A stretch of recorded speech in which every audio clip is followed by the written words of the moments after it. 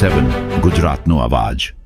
નમસ્કાર દર્શક મિત્રો, i7 ન્યૂઝ ગુજરાતીની સાથે હું છું આપની સાથે પાયલ બામભણિયા। તો જોઈએ આજના મહત્વના સમાચાર।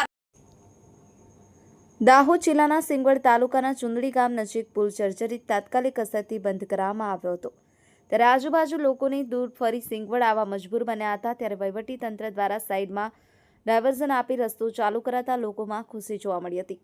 પ્રાપ્ત માહિતી અનુસાર દાહોદ જિલ્લાના સિંગવડ તાલુકામાં ચુંદડી ગામે જર્જરિત પુલ તાત્કાલિક અસરથી વહીવટી તંત્ર બંધ કરી ભારે વાહન ગાડીઓની અવરજવર બંધ કરવામાં આવ્યું હતું, પરંતુ વહીવટી તંત્ર દ્વારા સાઈડમાં ડાયવર્ઝન આપી રસ્તો શરૂ કરાતા લોકોમાં ખુશી જોવા મળી હતી।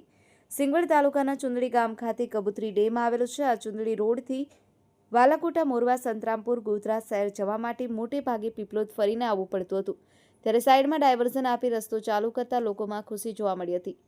નિલેશ વસૈયાની સાથે cameraman Kalpeshbhai નિસરતા, i7 news Gujarati, Dahod.